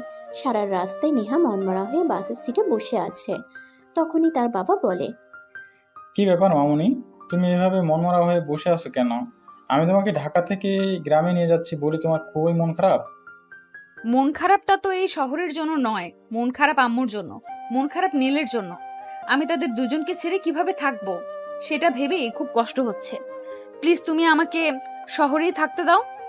নেহা দেখো, আমি তোমার বাবা, তাই আমি তোমাকে শেষবারের মতো বলছি, আমি এই বিষয়ে তোমার কাছ থেকে আর কোনো কথা শুনতে চাই না। আমি যেটা বলেছি সেটাই হবে। তখন নেহা আর কোনো কথা বলে না, চুপচাপ জানালার পাশের সিটে বসে মনোযোগ দিয়ে কাঁদতে থাকে। যাই হোক, এভাবে দেখতে দেখতে তাদের গন্তব্যস্থলে পৌঁছে গেল। স্টেশন থেকে নেমে নেহার বাবা একটা অটো নেয় আর তাদের বাড়ির সামনে চলে আসে। বাবা, ওই যে সামনে বাড়িটা দেখা যাচ্ছে, ওইটাই তো আমাদের বাড়ি, তাই না? দেখলে নিজের বাড়ির প্রতি কতটা টান আর কতটা মায়া কাজ করে। তুমি দূর থেকে দেখেই নিজের বাড়িটা একদম চিনে ফেলেছ। আসলে নিজের বসবাসের মতো ভালোবাসার জায়গা আর একটাও নেই। হ্যাঁ বাবা, তুমি একদম ঠিক কথাই বলেছো। আসলে আমি আমার ছোটবেলাটা এখানে কাটিয়েছি, আমার ভালো লাগার সময়টা এখানে কাটিয়েছি। এখানকার সব কিছু আমার খুবই পরিচিত আর চেনা। তারপর নেহা আর তার বাবা দুজনে মিলে কথা বলতে বলতে বাড়ির ভিতরে প্রবেশ করে। যদিও তাদের বাড়িটা অনেকদিন ধরে পরিত্যক্ত অবস্থায় পড়েছিল। তারপর চলে গেল আরো বেশ অনেকদিন। নেহা আর তার বাবা দুজনে মিলে তাদের বাড়িটাকে অনেকটা গুছিয়ে নিয়েছে। সেদিন হঠাৎ করেই নীল নেহাকে ফোন করে। তোদের বাড়ির ঠিকানা দে, আমি আজকেই আসবো। আমি তোকে ছাড়া আর থাকতে পারছি না, আমার নিঃশ্বাস বন্ধ হয়ে আসছে। আরে, এটা তুই কি বলছিস? সামনে পরীক্ষা, এখন এখানে চলে আসলে হবে না। আর 1 সপ্তাহ বাকি আছে, আগে পরীক্ষাটা দে, পরীক্ষা শেষ হোক তারপর আইস। দেখ, আমি তোকে তোদের বাড়ির ঠিকানা দিতে বলেছি, অন্য কথা বলতে বলিনি। তুই যদি তোদের বাড়ির ঠিকানা না দিস তাহলে আমি নিজেই নেত্রকোনায় চলে আসব, আর তারপর যেভাবেই পারি তোর ঠিকানা খুঁজে নেব। এখন বল তুই কোনটা করবি? নেহা পড়ে গেল মহা বিপদে। সে কি করবে কিছুই ভেবে পাচ্ছে না, কারণ 1 সপ্তাহ পরে তাদের ফাইনাল ইয়ারের পরীক্ষা। আর এখনই যদি নীল এখানে চলে আসে তাহলে ঠিকমতো পড়াশোনা হবে না, আর পড়াশোনা ঠিকমতো না হলে পরীক্ষার রেজাল্ট খারাপ হবে। নেহা এটা কোনোভাবেই চায় না, তাই সে নীলকে বোঝাতে শুরু করে, কিন্তু নীল কোনো কথাই শুনবে না। দেখ নেহা, আমাকে এত বুঝিয়ে সুজিয়ে কোনো কাজ হবে না।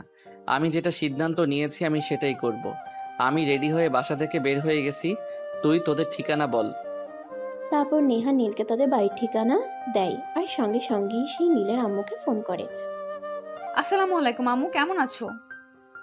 এই তো আমি আছি ভালো, কিন্তু তুমি তো গ্রামে যাওয়ার পর আমাকে একদম ভুলে গেছো। আমাকে এখন আর আগের মতো কল দাও না। আজ 2 দিন পর কল দিয়েছো। তুমি জানো কোনো কন্ট্রোল না শুনলে আমার একদমই ভালো লাগে না। আমিও তোমাকে খুব মিস করছি, সেই জন্যই তো আমি এখানে আসতে চাইছিলাম না, কিন্তু তুমি তো নিজেই আমাকে জোর করে এখানে পাঠিয়ে দিলে।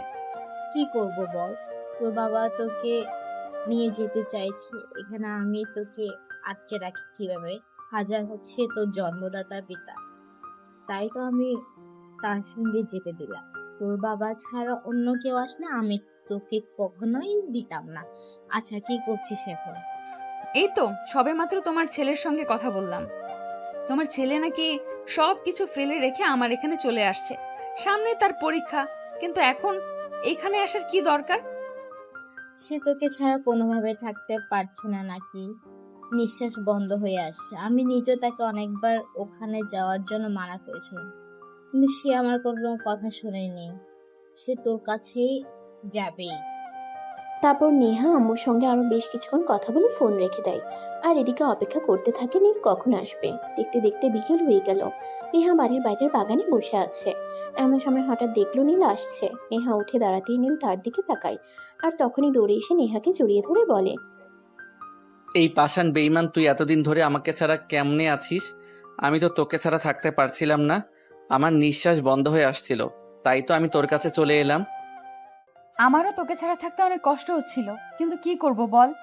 আমি তো তোদের এখানে থাকতে চেয়েছিলাম, আম্মু আর বাবা দুজন মিলে আমাকে এখানে নিয়ে আসার বন্দোবস্ত করলো।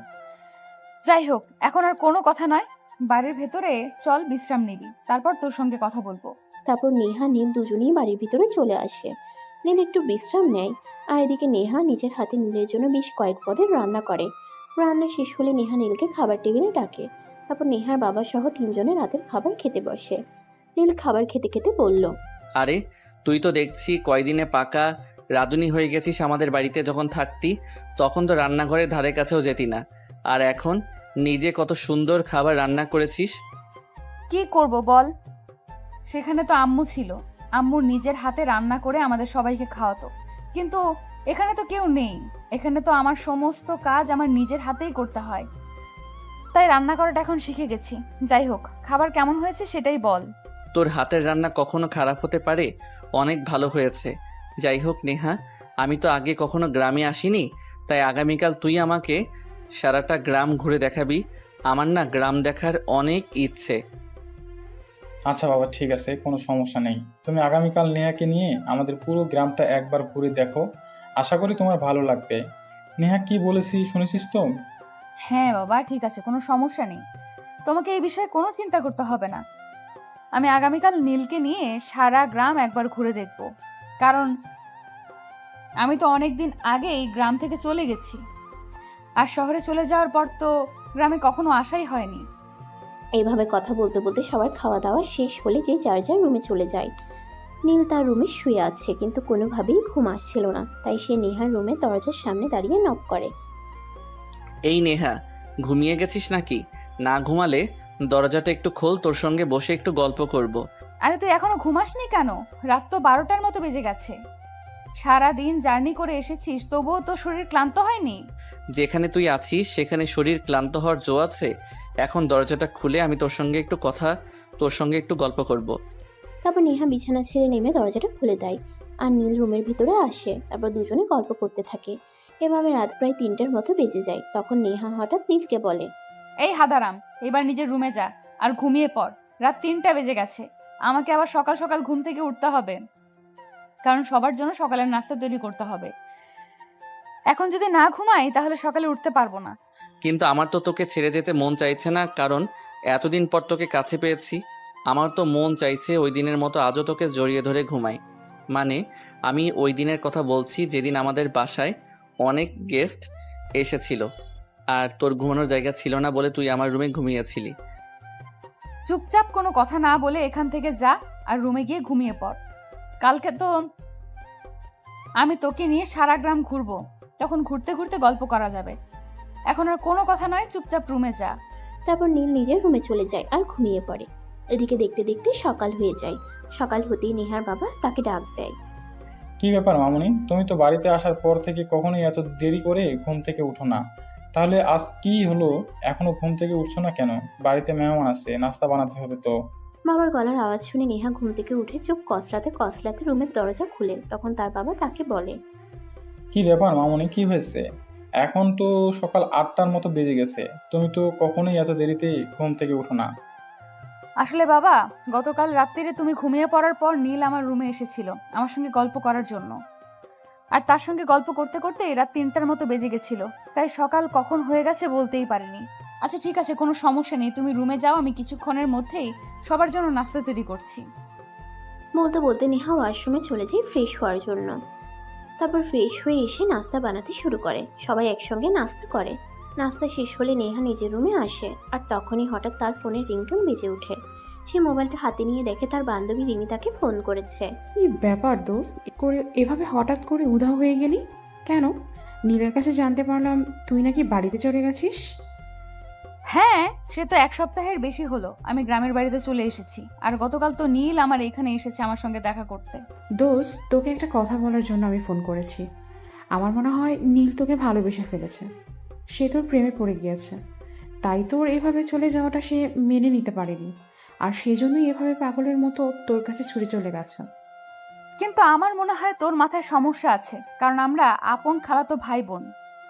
আমি তোকে কখনোই আমার প্রেমিকের চোখে দেখিনি, আর কখনো দেখবও না।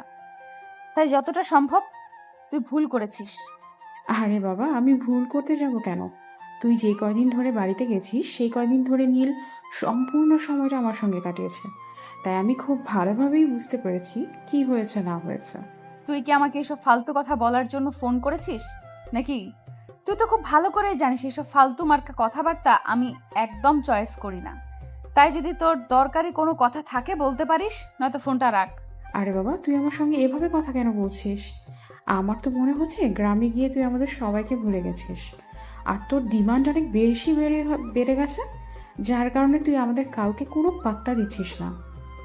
তুই যদি এরকমটা মনে করে থাকিস তাহলে এরকমটার কারণ তোর মনে যে স্বপ্ন সেটা মনে হয় কোনো দিনই সত্যি হবে না। আর একটা কথা, আমাকে নিয়ে কখনোই এসব ফালতু চিন্তা ভাবনা করবি না। একদম সস্তার চিন্তা ভাবনা আমার একদমই পছন্দ নয়। যাই হোক, আঙ্কেল আন্টি কেমন আছে সেটাই বল। সবাই খুব ভালো আছে। আচ্ছা, তুই কি পরীক্ষা দিতে আসবি নাকি আসবি না? সেটা তো আমি এখনো বলতে পারছি না। সে সব কিছু ডিপেন্ড করছে আমার বাবার উপর। আমার বাবা যদি আমাকে পরীক্ষা দিতে যেতে দেয় তাহলে আমি পরীক্ষা দেবো, আর নয়তো হয়তো পরীক্ষা দেওয়া হবে না। তোর প্রস্তুতি কেমন চলছে? এই তো চলছে কোনো রকম। যাই হোক দোস্ত, এখন আমি রাখছি। আর রাখার আগে একটা কথা তোকে শেষবারের মতো আবারও বলছি, নীল তোকে ভালোবাসে। আর সেটা আজ হোক বা কাল, তুই প্রমাণ পেয়ে যাবি। আর তখন আমাকে বলিস আমার কথা মিথ্যে ছিল কিনা। তোর কথা যেন মিথ্যে হয়, আমি সেটাই সবসময় প্রার্থনা করি। কথাটা বলে একটা দুষ্টুমি মার্কা হাসি দিল নেহা। ফোনটা কেটে দেখতে দেখতে দুপুর হয়ে যায়। তারপর নীল, নেহা আর তার বাবা তিনজনে দুপুরের খাবার খেয়ে নীল নেহা দুজনে বের হয়ে পড়ে গ্রামটা ঘুরে দেখার উদ্দেশ্যে। দুজন মিলে বেশ অনেকক্ষণ ঘোরাঘুরি করে। আর এদিকে দেখতে দেখতে সন্ধ্যা হয়ে যায়। বাড়ি থেকে ফিরছিল। আছে নেহা, যদি কোনোদিন আমি তোর সামনে আমার ভালোবাসার প্রস্তাব নিয়ে দাঁড়াই তাহলে কি তুই আমাকে ফিরিয়ে দিবি? তুই আমার খালাতো ভাই, তুই কেন আমাকে ভালোবাসার প্রস্তাব দিবি? আর তুই আমাকে ভালোবাসার প্রস্তাব দিলেও আমি তোকে একসেপ্ট করব না, কারণ তুই আমার খালাতো ভাই। ছোটবেলা থেকে তোদের বাড়ি থেকেছি, খেয়ে পড়ে মানুষ হয়েছি। যেখানে নুন খেয়েছি সেখানে নিমক হারামি করতে চাই না। আমি যদি তোকে ভালোবেসে বিয়ে করি তাহলে তোর পরিবারের কাছে আমাকে ছোট হতে হবে, আর এটা আমি কখনোই চাই না। দেখ নেহা, ভালোবাসা কোনো অপরাধ নয় যে কেউ চাইলে যে কাউকে ভালোবাসতেই পারে। ভালোবাসা একটা পবিত্র জিনিস। আর একটা কথা মনে রাখিস, সবাইকে ভালোবাসা যায় না। কিছু স্পেশাল মানুষ জীবনে স্পেশালভাবে আসে, যাদেরকে ভালোবেসে আগলে রাখা যায়। হয়েছে হয়েছে, তোর প্রেম গুরুর ডায়লগ বন্ধ করে। এইসব ডায়লগ আমার একদমই পছন্দ নয়। এখন সন্ধ্যা হয়ে গেছে, চুপচাপ কোনো কথা না বলে বাড়িতে চল। বাবা হয়তো আমাদের জন্য অপেক্ষা করছে। আমার মনে হয় তুই আমার কথাটাই এড়িয়ে চলার চেষ্টা করছিস। দেখ, আমি সত্যি বলছি, যদি কখনো তোর সামনে ভালোবাসার প্রস্তাব নিয়ে দাঁড়াই তাহলে তুই আমাকে ফিরিয়ে দিস না। এসব ফালতু কথা বলার সময় নেই, চুপচাপ বাড়িতে চল। সন্ধ্যা হয়ে গেছে, তারপর ঠান্ডা মাথায় চিন্তা ভাবনা করে ভেবে দেখবো তোকে কি বলা যায়। বলতে বলতে নীল নেহা দুজনেই বাড়িতে চলে আসে। এরপর চলে গেল আরও 2-3 দিন। সেদিন দুপুরবেলা তিনজনে একসঙ্গে খেতে বসেছে। এমন সময় হঠাৎ নেহার বাবা বলে উঠল, নীল, তোমাকে একটা কথা বলার ছিল। গত পরশুদিন বিকালবেলা যখন আমি বের হয়েছিলাম তখন আমার ছোটবেলার এক বন্ধুর সঙ্গে দেখা হয়েছিল। তার একটা ছেলে আছে, শহরে থাকে, যা কোম্পানিতে চাকরি করছে। সে আমার মেয়েকে দেখছি, আমার মেয়েকে তার পছন্দ হয়েছে, তাই সে চাইছিল আমার মেয়েকে তার বাড়ির বউ বানিয়ে নিতে। সে আপনার মেয়ে, আপনার যা ইচ্ছা হয় তাই করতে পারেন, কিন্তু আমার মনে হয়নি আগে এখনই বিয়ে দেওয়াটা ঠিক হবে না, কারণ সামনে তার উজ্জ্বল ভবিষ্যৎ অপেক্ষা করছে। সে এখন পড়াশোনা করছে, আগে তার পড়াশোনাটা তাকে শেষ করতে দিন। হ্যাঁ, সে আমার বন্ধু, আমাকে বলেছে সে আমার মেয়েকে বিয়ের পর পড়াশোনা করাতে দিবে। আমি আমার বন্ধুকে সেই ছোটবেলা থেকেই খুব ভালো করে চিনি, তাই আমার মনে হয় আমার বন্ধু আমার সঙ্গে কোনো নাফরমানি করবে না। কেউ আপনাকে একটা কথা বললো আর আপনি সঙ্গে সঙ্গে সেই কথাটা বিশ্বাস করে নিলেন। আপনি এরকম কেন বলেন তো? বিয়ের আগে সবাই বলে মেয়েদেরকে তারা প্রায়োরিটি দিবে, কিন্তু বিয়ের পর আর সেরকম কোনো কথাই কেউ রাখে না। তাই আমি বলবো এই লোকটাকে বিশ্বাস করা আপনার উচিত হবে না। কিন্তু দেখোনি, আমি মানুষ আজ না হোক কাল তাকে বিয়ে তো দিতেই হবে। তাকে তো আর সারা জীবন আমি আমার কাছে রাখতে পারবো না। আর বিয়ে দিতে হলে কাউকে না কাউকে তো বিশ্বাস করতেই হবে। সেখানে যদি আমি আমার বন্ধুর ছেলেকে বিশ্বাস করি তাহলে ক্ষতি কি? তাছাড়া আমার বন্ধু যেখানে রয়েছে সেখানে আমার মেয়ে ইনশাল্লাহ ভালো থাকবে। আমি আপনাকে বললাম তো নেহাকে এখনই বিয়ে দেওয়া যাবে না। তারপর আপনি কেন আমার কথা শুনছেন না? বারবার আপনার কথাই বলে যাচ্ছে। বলতে বলতে নীল অনেকটাই উত্তেজিত হয়ে পড়ে। এটা দেখে নেহা বলতে থাকে শান্ত হওয়ার জন্য, কিন্তু নীল কোনোভাবেই শান্ত হচ্ছিল না। সে যেন ক্রমশই রেগে আগুন হচ্ছিল। তাই নেহা নীলকে বলে, নীল, এসব কি হচ্ছে? আমি তোদের বাড়িতে এতদিন থেকেছি, দেখেছিস কখনো আমি তোর বাবা মায়ের সঙ্গে এরকম আচরণ করেছি? আর তুই এই কয়দিন হলো আমার বাড়িতে এসেছিস, আর এসেই আমার বাবার সঙ্গে এরকম অসভ্যের মতো আচরণ করছিস কেন? I am so sorry Neha, কিন্তু একটা কথা আমাকে বলতেই হচ্ছে। আমি ওনাকে কতবার বলছি তোকে এখন বিয়ে দেওয়া যাবে না, কিন্তু উনি আমার কোনো কথা শুনছেন না কেন? উনি আমার বাবা আর আমি ওনার মেয়ে। আমার সম্পূর্ণ বিষয়ে সিদ্ধান্ত নেওয়ার অধিকার ওনার রয়েছে, তাই আমার বিয়ের বিষয়ে সিদ্ধান্ত নেওয়ার অধিকার ওনার রয়েছে। তাই আমি বলবো, তুই যেটা করছিস একদম ভুল কাজ করছিস। আমার বাবার কাছে তুই এক্ষুনি মাফ চাইবি। ঠিক আছে, মাফ আমি চেয়ে নিব। ঠিক আছে, মাফ আমি চেয়ে নেব, কোনো সমস্যা নেই, কিন্তু একটা কথা সেটা হলো আমি তোকে কোনোভাবেই অন্য কাউকে বিয়ে করতে দেব না। কেন আমি অন্য কাউকে বিয়ে করলে তোর সমস্যাটা কোথায়? আমি তো সেটাই বুঝতে পারছি না। আর তুই কেনই বা এভাবে রিকোয়েস্ট করছিস? হ্যাঁ, নীল নেহা একদম ঠিক কথাই বলেছে। নেহা আমার মেয়ে, আমি চাইলে তাকে যে কারো কাছে বিয়ে দিতে পারি, তাতে তোমার সমস্যা কি? তুমি কেন এভাবে রিয়েক্ট করছো? কারণ আমি নেহাকে ভালোবাসি, পাগলের মতো ভালোবাসি। সেই ছোটবেলা থেকে দুজন একসঙ্গে রয়েছি, তখন থেকে নেহাকে আমার ভালো লাগে। আস্তে আস্তে আমি তার মায়ের নিজেকে সম্পূর্ণ আবদ্ধ করে ফেলেছি। এখন চাইলেও তাকে ছাড়া আমি থাকতে পারবো না। তাই আমি নেহাকে অন্য কাউকে বিয়ে করতে দেব না। মানে এসব কি বলছিস তুই? তোর মাথা ঠিক আছে? আম্মু জানলে অনেক কষ্ট পাবে। এইসব কথা আর বলিস না। যেখানে তোকে না পেলে আমার কষ্টের কোনো সীমা থাকবে না, সেখানে আমি অন্যের কষ্টের কথা চিন্তা কেন করব? আমি তোকে সত্যি অনেক ভালোবাসি রে। তোকে ছাড়া আমি কোনোভাবেই ভালো থাকতে পারবো না। প্লিজ তুই তোর বাবাকে একটু বুঝিয়ে বল। তার আগে তুই নিজেকে একটু বোঝ, কারণ আমরা খালাতো ভাই বোন। সেই ছোটবেলা থেকে তোদের এখানে থেকেছি, খেয়ে পড়ে মানুষ হয়েছি। এখন যদি সমাজের মানুষ জানতে পারে যে আমরা একে অপরকে বিয়ে করতে চলেছি, তাহলে সবাই আমাকে বেঈমান মনে করবে। দেখ নেহা, কে কি মনে করলো, কে কি বললো না বললো, সেই বিষয়ে আমি একটু ইন্টারেস্টেড নই। কারণ আমি তাকে ভালোবাসি, নিজের জীবনের চাইতে অনেক বেশি ভালোবাসি। তাই তোকে না পেলে আমি পৃথিবীর অন্য কোনো কিছুকে পরোয়া করি না। কিন্তু এই বিষয়টা নেহা আর তার বাবা কোনোভাবেই মেনে নিতে চাইছিল না। কারণ নেহা যদি নীলকে বিয়ে করে তাহলে সবাই মনে করবে নেহা নীলের বাবার সম্পত্তি দেখে লোভ সামলাতে পারেনি, তাই যেখানে নুন খেয়েছে সেখানেই নিমক হারামি করেছে।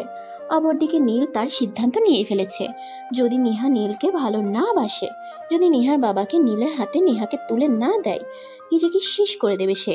এটা নিয়ে সবাই অনেক চিন্তায় পড়ে গেল। প্রায় অনেকক্ষণ পর নেহার বাবা বলে, আচ্ছা নীল, ঠিক আছে, বিয়ে শাদী তো আর হুট করে বললেই হয় না। বিয়ে শাদী একটা চিন্তার বিষয়। তাই আমি আগে তোমার বাবা মায়ের সঙ্গে কথা বলতে চাই। আগে তোমার বাবা মায়ের সঙ্গে কথা বলে তারপর সিদ্ধান্ত নেব। না, বাবা মায়ের সঙ্গে কথা বলার কোনো প্রয়োজন নেই। আমি নেহাকে বিয়ে করে এখান থেকে নিয়ে যাব, তারপর বাসায় গিয়ে বাবা মাকে সারপ্রাইজ দেব।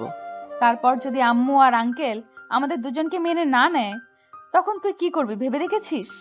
আমি এত চিন্তা করতে পারি না, সেটা তুই খুব ভালো করেই জানিস। তাই এত কথা বলিস না। যদি মেনে নেওয়ার হয় নেবে, আর নয়তো আমি তোকে নিয়ে অন্য কোথাও চলে যাব, যেখানে আমরা দুজন অনেক ভালো থাকবো। যে পরিবার আমার কথা, আমার ভালোবাসার কথা চিন্তা করবে না, আমি কেন গায়ে পড়ে সেই পরিবারের কথা চিন্তা করতে যাব? আমি এতটা মহান নই, সেটা তুই খুব ভালো করেই জানিস। আচ্ছা ঠিক আছে, দেখো, পার্সোনালি তোমার কাছে আমার মেয়ে বিয়ে দিতে আমার কোনো সমস্যা নেই। কিন্তু যদি তোমার পরিবার মেনে না নেয়, তাহলেও কিন্তু আমার কিছু করার থাকবে না। আমি কিন্তু তোমার বাবা মায়ের কাছে এমনিতেই লজ্জিত। তারপর নীলের কথা অনুযায়ী বাড়িতে বিয়ের কাজটা সম্পন্ন হয়। বিয়ের পরের দিন সকালবেলা নীল নেহাকে নিয়ে ঢাকার উদ্দেশ্যে রওনা দেয়। নীল আর নেহা দুজনে বসে পাশাপাশি সিটে বসে আছে। এমন সময় হঠাৎ নেহা নীলকে বলে, দেখ নীল, আমার কিন্তু খুব ভয় করছে। যদি আম্মু আর আঙ্কেল আমাদের দুজনকে মেনে না নেয়, তাহলে আমরা কোথায় যাব, কি করব, তার তো কোনো ঠিক ঠিকানা নেই। আচ্ছা নিয়া, তুই কি আমাকে একটু ভরসা করিস না? তুই আমার উপর ভরসা রাখ, আমি সবটা সামলে নেব। আর আমার বাবা মায়ের উপর আমার যথেষ্ট ভরসা আছে। তারা আমার ভালোবাসাকে কখনোই অপমান করবে না, অবমাননাও করবে না। তোকে আমি যথেষ্ট বিশ্বাস করি আর ভরসা করি, কিন্তু তারপরেও কেন জানি না আমার মনে একটু ভয় ভয় লাগছে। আচ্ছা যাই হোক, যা আছে কপালে। তারপর নীল নেহা দুজনে চুপ হয়ে বসে থাকে। এভাবে দেখতে দেখতে তারা ঢাকায় পৌঁছে গেল। স্টপ থেকে নেমে নীলও একটা সিএনজি ভাড়া করলো। আর সিএনজিতে করে বাসায় চলে আসে। দরজার সামনে দাঁড়িয়ে কলিং বেল চাপ দেয়, কিন্তু কেউ দরজা খুলছে না। প্রায় 5 মিনিট পর নীলের মা এসে দরজা খুলে আর দুজনকে একসঙ্গে দেখেই বলে, আরে আমার কলিজা দুটো একসঙ্গে। কিন্তু নেহা, তুই এভাবে বসে দিয়ে আছিস কেন? আম্মু, আমি সবকিছু তোমাকে পরে বুঝিয়ে বলছি, কিন্তু আগে তুমি নেহাকে বরণ করে গড়ে তোলো। মানে তুই কি বলছিস? আমি তো কিছুই বুঝতে পারছি না। নেহা তো বউ সেজে আছে, কিন্তু তার জামাই তো। এত কিছু তোমাকে চিন্তা করতে হবে না, তোমাকে আমি যেটা বলেছি তুমি সেটাই করো। নেহাকে বরণ করে ঘরে তোলো। দেখ, আমি কিন্তু কিছুই বুঝতে পারছি না। কি হয়েছে সেটা আগে আমাকে বল, তারপর আমি যা করার করছি। অতঃপর নীল তার মাকে সমস্ত ঘটনা খুলে বলে। আর সবকিছু শুনে তার মা তাকে বলে, আমি তোর বউকে বরণ করে ঘরে তুলবো না। তুই বিয়ে করেছিস, সেটা আমাকে জানাসনি কেন? তুই আমার একমাত্র ছেলে, তোর বিয়ে এভাবে হবে এটা আমি কোনো দিন কল্পনা করিনি। তোকে নিয়ে আমার অনেক আশা আকাঙ্ক্ষা। আমি কত আশা নিয়েছিলাম, তোকে ধুমধামে সঙ্গে বিয়ে দেব। তো কি হয়েছে, এখন না হয় ধুমধুম করে অনুষ্ঠান করে নেবে, তাহলেই তো হয়ে যাবে। দেখো, তোমাদের মা ছেলের ঝগড়া তোমরা দুজনেই করো। আমার দাঁড়িয়ে থাকতে থাকতে পা ব্যথা হয়ে যাচ্ছে। আমাকে বরণ করে ঘরে নেবে নাকি আমি নিজে নিজেই চলে যাব? আরে, এই মেয়ে বলে কি? তুই হলে আমার একমাত্র আদরের, একমাত্র কলিজার টুকরার বউ। তোকে আমি বরণ করবো না তো কাকে করব? তুই 2 মিনিট দ্বারা আমি শুধু বরণ ডালটা সাজিয়ে নিয়ে আসছি। বলতে বলতে নীলের আম্মা বাড়ির ভিতরে চলে যায়। আর কিছুক্ষণের মধ্যে বরণ ডালা এলে নেহাকে বরণ করে ঘরে তুলে। এরপর সেদিন রাত্রেই নীলের আম্মু নীলের আব্বুকে ফোন করে। হ্যালো, আসসালামু আলাইকুম, কেমন আছো? ওয়ালাইকুম আসসালাম। এই তো আল্লাহর রহমতে ভালোই আছি। তোমাদের কি খবর? আর আমার ছেলে কেমন আছে? ইদানিং কাজের চাপে আছি, তাই তোমাদের খবর নিতে পারছি না। আমাদের অবস্থা খুব একটা ভালো নয়। তোমার ছেলে বাইক অ্যাক্সিডেন্ট করেছে। তুমি যত দ্রুত সম্ভব বাসায় আসো। এসব কি বলছো তুমি? আমি তো তোমার কথা বিশ্বাসই করতে পারছি না। আর এই কারণেই তো আমি তোমাকে নিষেধ করেছিলাম ছেলেকে বাইক কিনে দেওয়ার কোনো প্রয়োজন নেই, কিন্তু তুমি তো আমার কোনো কথাই শুনলে না। ছেলে তোমার একমাত্র কলিজার টুকরো, সে যা চাইবে তাকে তোমার তাই দিতে হবে। এখন কি ঝগড়া করার সময়? কি তুমি আমার সঙ্গে ঝগড়া করবে নাকি বাসায় আসবে? কোনটা করবে তুমি নিজেই বলো। ঠিক আছে, তুমি ফোনটা রাখো, আমি একটু অফিসের কাজটা সামলে আজ রাতেই দেশে ফিরছি। বলতে বলতে নীলের আব্বু ফোনটা কেটে দেয়। আর তারপরের রাতেই বাংলাদেশে ফিরে আসে। সকালবেলা এসে বাসায় পৌঁছে দরজার সামনে দাঁড়িয়ে কলিং বেল চাপ দিতেই নেহা এসে দরজা খুলে দেয়। আর নিজের শ্বশুর মশাইকে দেখে পা ছুঁয়ে সালাম করে। এটা দেখে নীলের আব্বু বলে, কি ব্যাপার নেহা, কি হয়েছে? তুমি হঠাৎ আমাকে সালাম করলে কেন? আর তুমি এভাবে শাড়ি পরে আছো কেন? তখনই নীল আর তার আম্মু সামনে আসে আর বলে, সারপ্রাইজ নেহা, তোমার ছেলের বউ তোমার ছেলের নেহাকে পছন্দ করে বিয়ে করে এনেছে। আর এই কথাটা যদি তোমাকে ফোনে বলতাম তাহলে হয়তো তুমি একটু বেরাজ হতে, তাই সরাসরি সারপ্রাইজ দিলাম। কেমন হলো বলো? আরে, এটা তো খুবই খুশির খবর। আমি তো নিজেও মনে মনে ভেবেছিলাম নেহাকে আমি আমার ছেলের বউ করে আমাদের বাড়িতে রেখে দেব। এখন যেহেতু আমার ছেলে নিজেই নেহাকে পছন্দ করে আমাদের বাড়িতে নিয়ে এসেছে, তখন তো আমার আর কোনো সমস্যা নেই। তবে তোমরা আমাকে না জানিয়ে বিয়েটা করেছো, তাই আমার একটা দাবি আছে, সেটা কিন্তু তোমাদের পূরণ করতেই হবে। দাবি? তাও আবার তোমার? আমি তো ভাবতে পারছি না তুমি কি চাইবে। যাই হোক, দেরি না করে ঝটপট বলে ফেলো। প্রথম কথা, আমি আগামী সপ্তাহে তোমাদের দুজনের বিয়ের রিসেপশন করব মহা ধুমধামের সঙ্গে।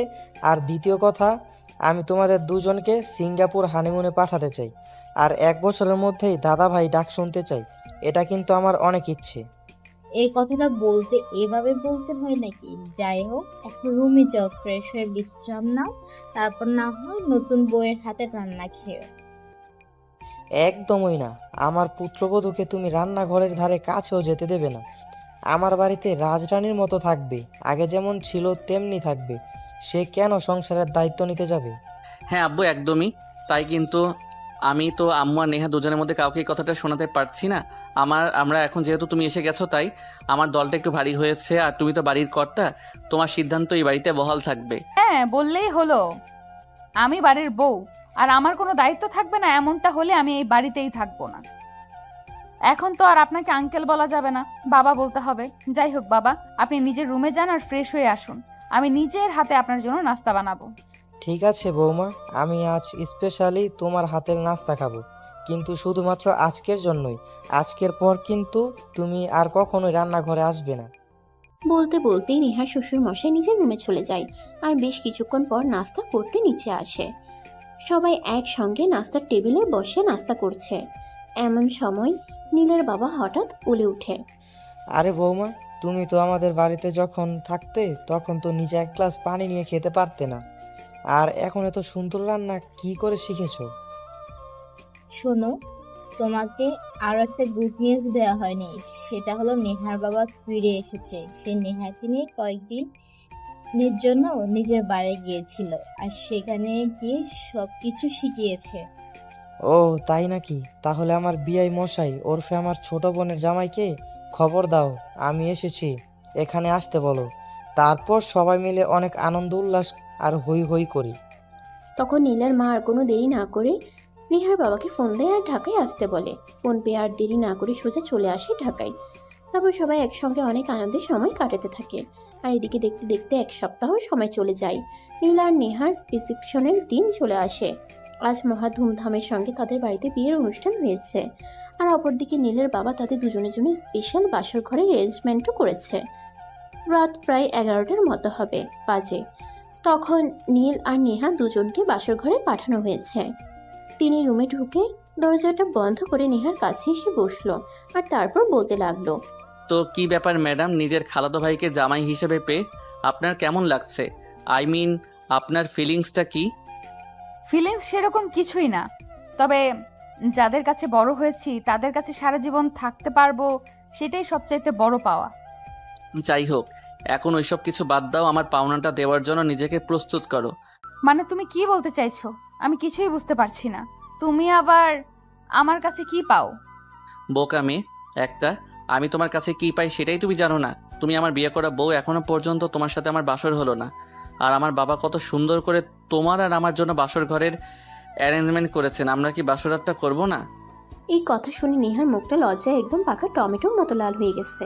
তাই সে মাথা নিচু করে বসে আছে। তখনই নীল তার পাশে এসে বসে আর হাতে হাত রেখে বলে, ম্যাডাম, এত লজ্জা পেলে চলবে?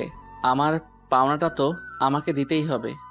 বলতে বলতে নীল নেহার ঘোমটাটা সরিয়ে দেয় আর নেহাকে কাছে টেনে আদর করতে শুরু করে।